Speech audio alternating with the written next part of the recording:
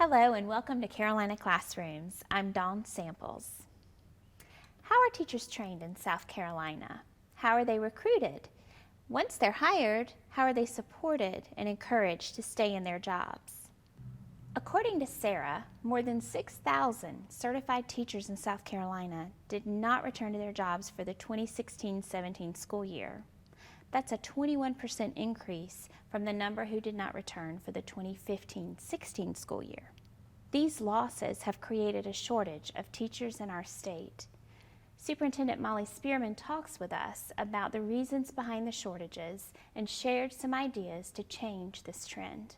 Not just here in South Carolina, the teacher candidate pool is getting smaller. Fewer students are going into education. So first of all, I'm trying to really uplift the teaching profession, to let teachers know that they're appreciated, that it's a wonderful calling, it's a wonderful profession. We appreciate what they do and we want to give them the support that they need. And we find that if they have that support, they will stay in the teaching field. This year, the legislature appropriated some additional funding for the recruitment, retention of teachers.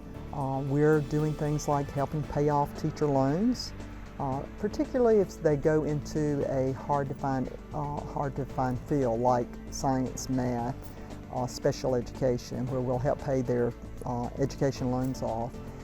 And then always it's difficult to get folks out in the rural areas, so if they'll go and teach in those areas, we'll help pay off their student loans there.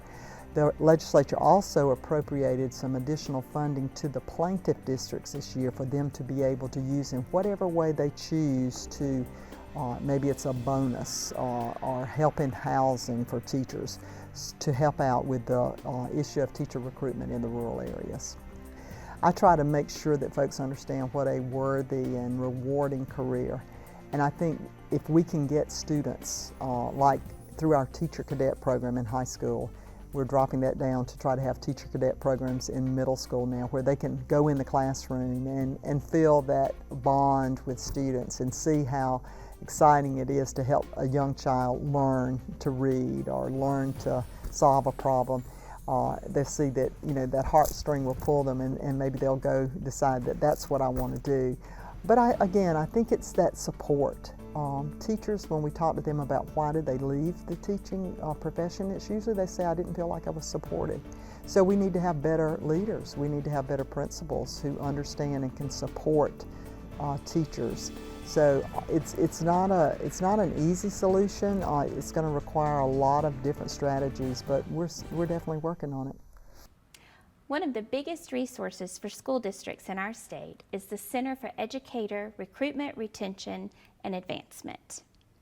Our basic mission is to recruit, retain, and advance educators for the state of South Carolina to serve the public school districts. We basically run a sort of a continuum of programs and services that start in the middle schools and go all the way up through serving experienced teachers that are intended to help recruit into the profession, to recruit into the classrooms of South Carolina public schools, and then to help new teachers develop and gain experience in their first few years, and then go on to become effective teachers in the classroom. So we have a middle school program called Pro Team for 7th and 8th graders. And it's more of a soft sell on teaching. A lot of it is about maturity and gaining self-esteem, understanding where their place in the world, choosing a profession, having confidence in themselves to choose a profession. So that's our middle school program, and it fits in line with the EEDA, the Education and Economic Development Act, that starts kids in the public schools thinking about career choices as early as middle school, and then channeling and making decisions about the courses they take in high school based on that. And then the Teacher Cadet program, we're in our 31st year. It's grown tremendously since then. It's statewide at this point. We don't have it in every high school in the state, but we would like to. That's one of our goals. The Teacher Cadet program is designed to better prepare students to go into a teacher ed program or to help students identify whether they do or don't want to be a teacher. It's just as important for a student to decide teaching is not for them as it is for them to find out that teaching is for them. Our next program is the Teaching Fellows program, which is our college level program. It's a competitive program. We have about 1,000 applicants every year for the Teaching Fellows program, and we only have funding for 200. It's a high achieving student program, meaning that you have to go through a rigorous application process, you have to do a writing sample, you have to be interviewed. And so it's sort of the best of the best, or the cream of the crop. We want to make it possible for them to go to college and become teachers. And so it's a forgivable loan program. So they receive funding to go to college and participate in the Teaching Fellows program. And then once they graduate, they have to teach 1 year for every year they receive funds. We also then provide a number of services that assist districts with recruiting teachers to their particular district. It ranges from running an online job bank for districts to post positions, to holding a statewide expo, a career fair for teacher applicants to come from all over the country. We've got to make the public perception of teaching is in some ways the root of the problem. If you're out in the community and all you hear is negative things about public education, you're not going to want to be a part of it. So it's not just negativity about teaching, but negativity about public education in general. That the more we can do to elevate the perception of public education and the perception of the teaching profession, the more I think we can, will help with people choosing to go into that line of work. Because as you know, there's a shortage of teachers in South Carolina, as across the country. And so retention of our current teachers, especially after that first year, is critical for us because we wouldn't have to recruit as many new people if we did a good job of keeping the ones we have.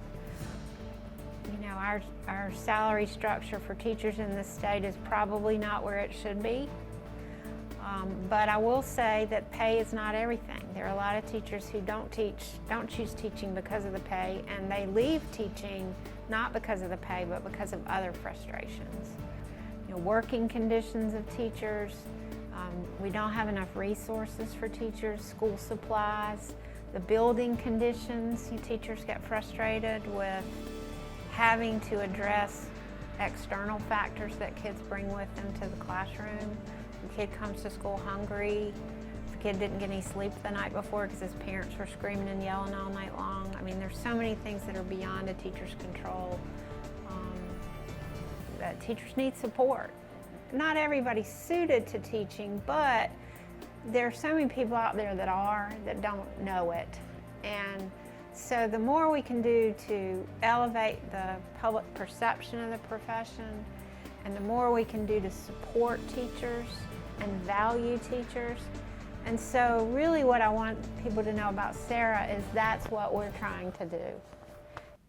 For more information on these programs and services, visit CERRA's website at cerra.org.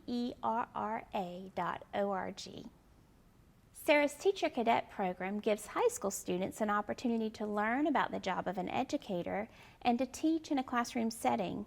We visited Carol Weaver's Teacher Cadet class at Rock Hill High School and talked with some of her students.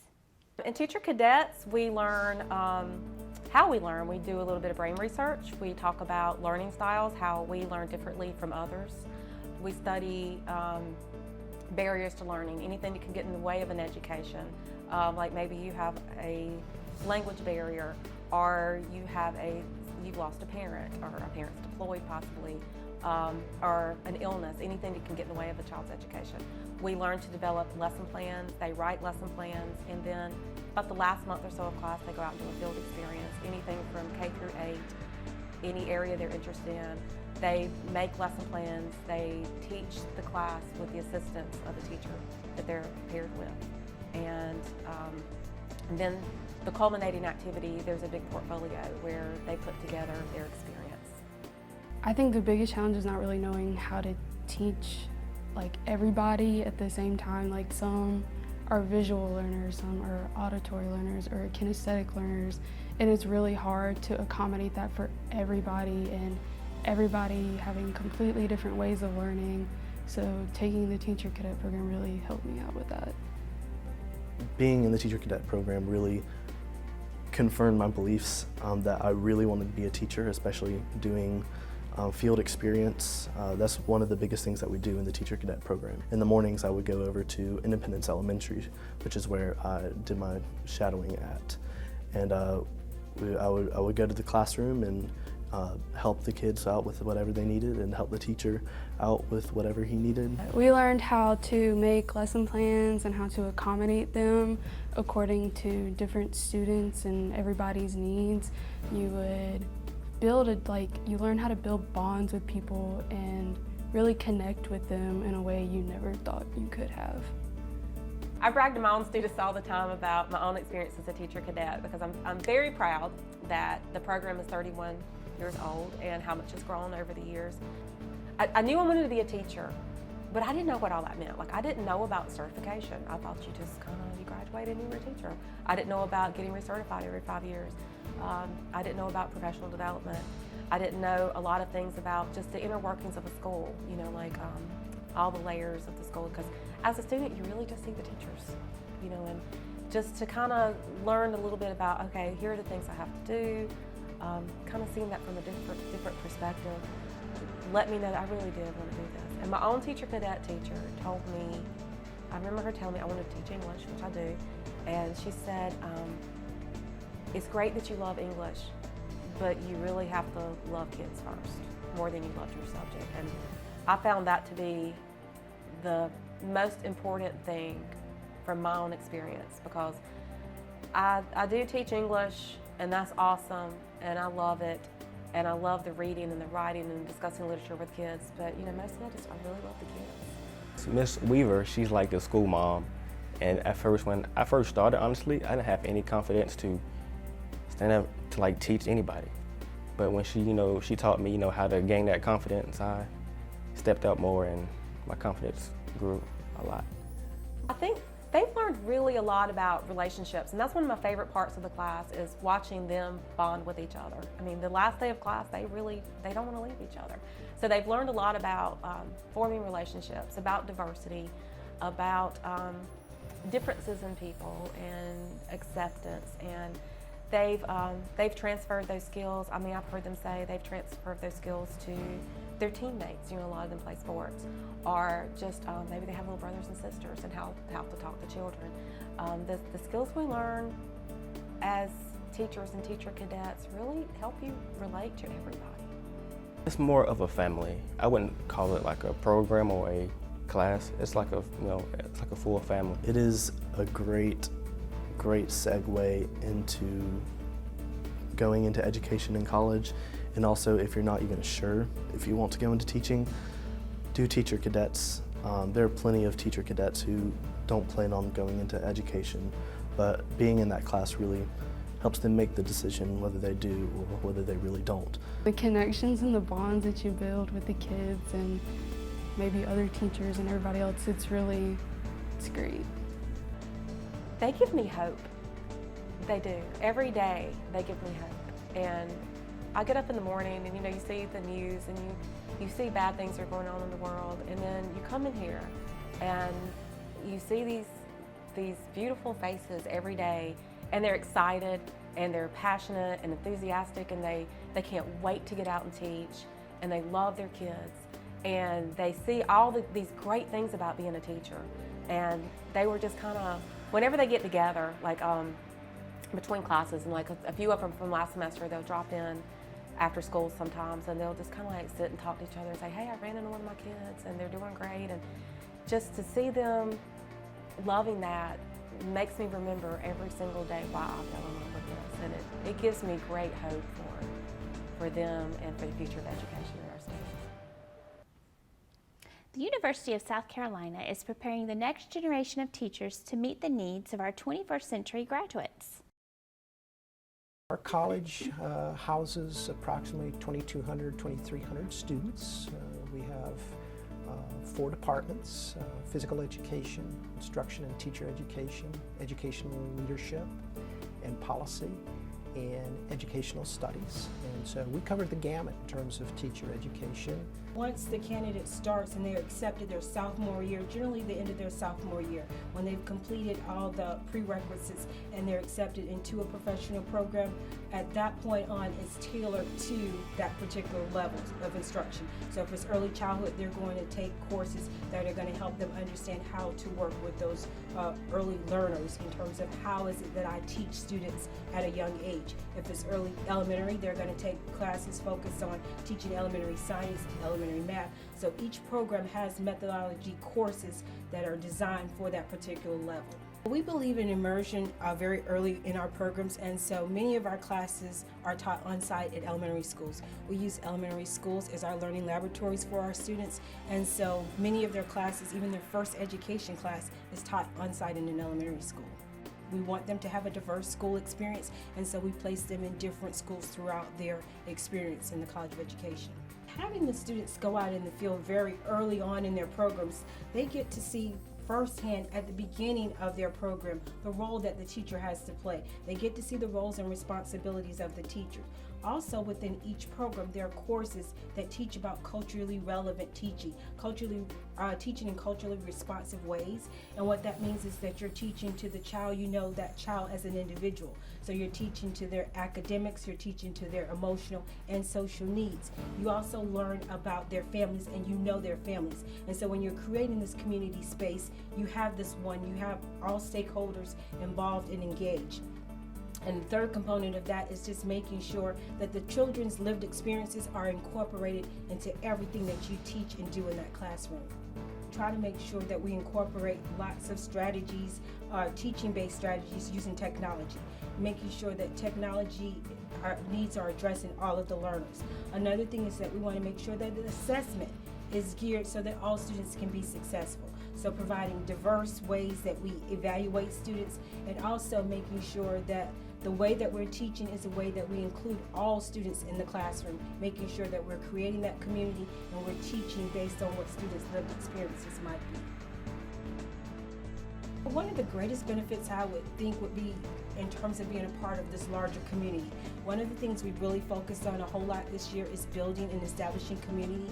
And so I think bringing all those different perspectives to the table, allowing students to see that when we talk about diversity and when we talk about culture, what that means. So I think providing those lived experiences, those opportunities for students to see that, that's one of the greatest benefits we offer students. Certainly what we see nationally as well in the state is teacher shortages. That's quite honestly forefront in our mind in terms of how we recruit and retain students, and obviously then retain teachers once they get to the classroom. We have an emphasis in our college of diversity, inclusion, and social justice. So a big part of what we do too is really we want to prepare our students to address all the needs of all students in all areas throughout the state. So we certainly want to make sure that we have those experiences for those students as well, to help prepare them to be in rural South Carolina as well as urban South Carolina. What happens to these students when they leave and they get a job? And so the retention, we know that, for example, students, when they get their first jobs, many only stay in the profession for as little as 3 years. And so we've developed, for example, an induction program in which we spend 3 years with our students once they graduate and they become teachers, to really help them through those first 3 years of being a new teacher, and really to help ensure that they have a long and successful career as a professional educator. So much of what we hear about teaching in the public voice is negative, about how poor our schools are doing, about how poor our state is doing, about how poor our teachers are doing. And really, I think that's the wrong look at things. Certainly there are challenges we have, but I think there are many more opportunities for us in terms of being professional educators, being professional teachers. And I think if we change that narrative, that's going to help as well. How much do we as a society value education and support education and support teachers, I guess is my point. That is going to go a long way to helping encourage individuals, young individuals, to choose teaching as a profession and stay. Go with your heart. If you have a desire to work with kids, to make a difference in education, to impact not only the lives of students in the classroom that you will work in, but in your local community, in the state of South Carolina, then follow that passion and choose a career in teaching. There's no other place that I can think of that you can make a greater impact in society and in the world than being a teacher. The one thing that nobody can ever take away from you is your education. And what a responsibility that is for us as professional educators and teachers, but what an opportunity. We get to change lives. We get to transform lives. We get to help these young people become burgeoning adults, critical thinkers, people who are going to give back to society. Teachers are the architects of our future because they are the people that influence and transform the lives of children. The Palmetto State Teachers Association provides support and professional development for teachers and celebrates their successes. We are a professional association for teachers. Last year we celebrated our 40th birthday. And so we've been around for a while, helping teachers, working with teachers, whether they're student teachers just getting into our profession, new teachers, or veteran teachers. We provide support for them. We provide them with information about what's happening at our General Assembly. We work hard to do professional development for our teachers in South Carolina, and we have a great program to help retain our teachers in South Carolina. We work with the teaching fellows every year for what they call Hill Day.